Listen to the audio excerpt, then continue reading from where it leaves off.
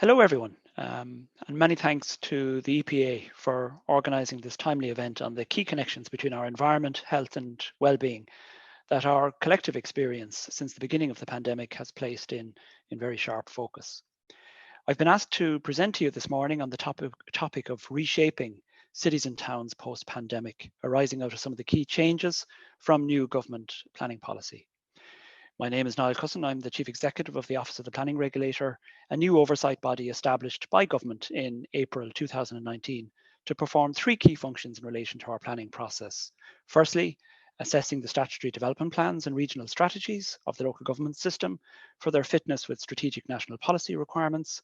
Secondly, conducting reviews of the 31 local authorities and An Bord Pleanála in relation to the systems and procedures used in their delivery of planning services. And thirdly, conducting research into planning, providing training for elected members of local authorities and their officials, and raising awareness by the public of the benefits of planning. So COVID has changed much about our lives. It has changed how we look at how we and go about our work and how we live. However, to somebody who's been working in the planning process for 30 or so years, the public health challenges we have faced reaffirm rather than challenge good planning objectives and principles derived over decades, centuries even, in the relationship between planning and public health. Urban planning in these islands, indeed, began as a Victorian-era public health-centred response to the spread of diseases in overcrowded and poorly developed urban slums. Cholera epidemics in the 19th century prompted modern sanitary systems and public housing programs. Building regulations around light and air countered respiratory diseases in overcrowded slums, and parks and amenities were established to benefit people's lives.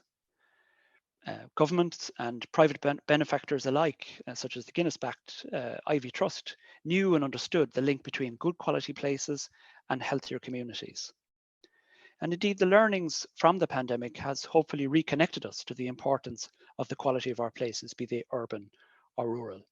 So the pandemic, as I said, has enabled a pause for thought about place and health and our place in it and the connections between place and health. There's a growing public awareness that the pandemic is part of a wider signalling of the ways in which we live and work is stressing our planet's environment and its climate beyond what is safe indeed for our continued existence. There's also a growing recognition that we need to adopt a much kinder way of living and working that is less demanding on our planet's resources. COVID and its reverberations has shown to people how everything is connected. Short-term commodity price spikes caused by global economic shutdown in one part of the world affecting another demonstrates the vulnerabilities in the just-in-time economy. And for those of us working in the planning process, it reaffirms the importance of proper planning and sustainable development and moving beyond aspiration and towards much more practical and realistic plans for cities, towns, regions, rural areas that are built around proper objectives for a more sustainable way of living. The image here indeed is from a recently adopted local authority development plan, that of Offaly County Council, which is a very good example of a development plan setting out on a much more evidence-based and target-driven approach how that particular part of the country will decarbonise and move towards a much more sustainable approach to development. Housing and our environment is a very, very important part of the environment and well-being. Where and how we live, how we meet our housing needs on an ongoing basis is an important part of resetting how we look after our environment. Meeting the housing needs of society is justifiably one of the government's current key policy priorities, underpinned by Housing for All, the multifaceted, multi-annual funding programme, which signals a much more public policy directed approach to dealing with our housing challenges. As Housing for All sets out, future development plans will need to be much more target and delivery driven, aided by the new housing needs demand assessment approach promoted by the Department of Housing, Local Government and Heritage, and to be integrated into local authority development plans as we speak. Local authorities will also have to deliver on ambitious new targets from the National Planning Framework to deliver 50% of housing in Dublin, 40% in overall terms in other towns and that on brownfield and infill development sites, as opposed to the almost total reliance on greenfield development of old. Low density, car-based development pushes our cities outwards, eating up the land indeed that we need for food production and for biodiversity. By contrast, though, brownfield development will need a much more interventionist approach, so-called active land management, not just zoning or rezoning and hoping that development will happen. And in many of our rural communities where currently low levels of scheme housing is being delivered in towns and villages, other than public housing, with the balance in the form of dispersed rural housing, we have a major challenge in our hands, which will also require measures to rebuild market capacity and confidence to provide homes that people desire in towns. Otherwise, we will really struggle with our compact growth objectives from the National Planning Framework. Another benefit, perhaps, of the pandemic was the degree to which communities became engaged in terms of dealing with an existential crisis. And we are at a time of huge opportunity in our planning process, one which communities have a major part to play in. Following on from the National Planning Framework, the National Development Plan and Housing for All, every local authority in the country is reviewing their city and county development plans. These plans and the choices made within them by the country's 949 local elected councillors as the representatives of local communities will be crucial in connecting people, place and our environment. On the OPR side, we have produced a range of resources to inform councils, councillors and the wider public, such as presentations, videos, information leaflets and research pieces, all available on www.opr.ie. Ultimately, our role is to assess the outputs of the plan making process and to compare them with each other and strategic government policy to ensure a broad overall alignment. But the community's voice in that plan making process will absolutely be crucial. And for maybe some of the reasons that I'll explore in the following slides, the community certainly has become much more aware of the connections between many of the issues in relation to planning, movement, housing, and will hopefully be a major resource to draw on in the plan making process into the future. The most striking impact of the pandemic was how it accelerated, and already it has to be said, underway digital revolution, and accelerated also to an almost overnight transition to remote working, online retailing and online services.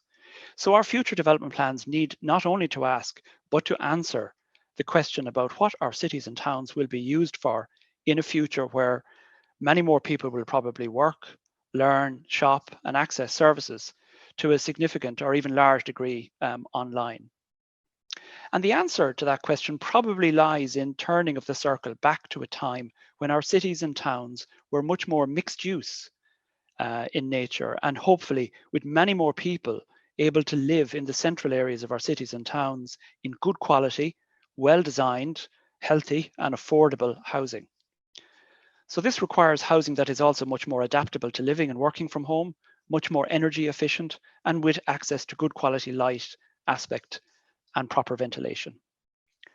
And recognizing that the greenest buildings are very often the ones that already exist, bearing in mind of all the inputs that are required to make them in the first place, we also have huge opportunities for reusing, adapting and expanding existing buildings that are maybe no longer needed for farm or commercial purposes and so on, for a more mixed use future. And indeed, a very good example of that can be seen in the redevelopment of Cleary's on O'Connell Street in Ireland. Also, as many of us worked from home during the pandemic, and particularly in maybe suburban and edge of city locations, smaller towns and villages indeed, local services and shops have tended to thrive. In my own local community, restaurants, coffee shops and specialty outlets have thrived on the back of the enhanced local footfall and a good quality urban environment that attracts visitors for walking, for cycling and enjoying the experience of the particular place. So the next generation of development plans can harness new mechanisms like the town centre health check approach pioneered by the Heritage Council to revive tired town centres and spurred on by the experience of the growing range of locations revitalised by a good quality urban environment. Next slide, please. And that brings us maybe to one of the greatest debates in planning and many local authority chambers in relation to the potential to reimagine our urban places. As the great Danish urbanist and architect Jan Gehl famously stated, if we plan for roads, we tend to get cars. When we plan for streets, we get people. So is there a smarter, more sustainable way of travel than by active and public transport modes. Councils across the country have experimented with pedestrian and cycle-friendly streets, and they've been delighted, generally delighted, as footfall and commercial vitality flourished. And this demonstrates that people will respond to a safer, more qualitative urban environment, and raises the hope that in a few short years, our city cycling levels, which have been growing rapidly in recent times, but are still at quite a low level, will move towards those of maybe benchmark countries like Denmark, if we continue to be brave in the road space allocation and imaginative street design required to sustain that. Allied to my previous slide, the pandemic also transformed our attitude to urban spaces, outdoor spaces, I should say, urban and rural. Businesses, communities, local authorities work together to imaginatively replan public spaces in ways that in some cases had been talked about for years, maybe even not delivered for years, then happened overnight, have been hugely successful and hopefully are here to stay. And so the next generation of development plans can capitalize upon that experience, that knowledge that has been built up now, and do much more to continue that trend, focusing on rebuilding the health and vitality and experience indeed of our urban and rural places. At a personal level, I'm sure that as with everybody listening in on the webinar today, survival during lockdown would have been pretty challenging, very, very difficult without our 5 to 10 kilometer radius or network of walks, runs, and cycles. So how permeable our local communities were over those 10, 15, 20 minutes became critical. Simple things like the quality of footpaths, lighting, the safety and security of those networks all came into very sharp focus.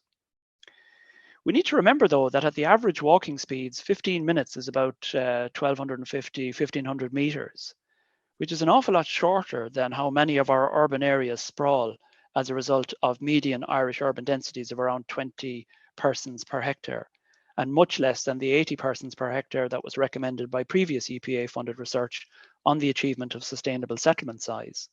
So there's a huge connection between the shape and the density of our places and how walkable and indeed attractively walkable they really become. So the next generation of development plans are again an opportunity to look afresh at these issues, harnessing greater public awareness of their value. And furthermore, through excellence in design and engagement, more progress can be made in making our local communities more connected and addressing sometimes the concerns that arise when permeability, pedestrian and cycle networks are proposed between different, say, particularly residential areas, from the notion that other people might be coming through our residential area. Surely our experience during the pandemic has moved our thinking on from that approach. So maybe in terms of future priorities and indeed opportunities, it's fair to say that in my 30 years working in planning, there has never been a time of, on the one hand, more daunting challenges and yet incredible opportunities. A veritable raft of new government policies that I've gone through, like Housing for All, National Planning Framework, National Development Plan, Climate Action Plan, and so on, they now enable a much more enlightened approach to planning and placemaking that promises a much more sustainable approach. Though at times the sheer level of media coverage around the pandemic can be like walking through a blizzard, and some of the rhetoric almost as icy, there's no doubt in my mind that our individual and collective experiences out of the pandemic and the awareness it's created is a major resource to harness. Policies are one thing, but there are encouraging signs that government is really backing the ambition. The funding commitments, for example, under Housing for All, the 3 billion urban and rural regeneration and development funds, now spurring on local authorities in implementing the National Planning Framework. So an important issue to address is therefore not going to be about money or policies, but about knowledge and capacity, particularly in the local authority sector, to become more active drivers of really dramatic and sustainable change in our built environment in both urban and rural communities. From the OPR's point of view, and I'm going to wrap up on this point, we're working on a number of actions to support this transition. Firstly, we're developing with the local government sector a multi-annual learning and development strategy for planning, recognizing the role of local government is shifting towards more proactive driving of delivery and change in our built environment in terms of housing, placemaking, travel, climate action, and through a much more holistic approach to the development plan.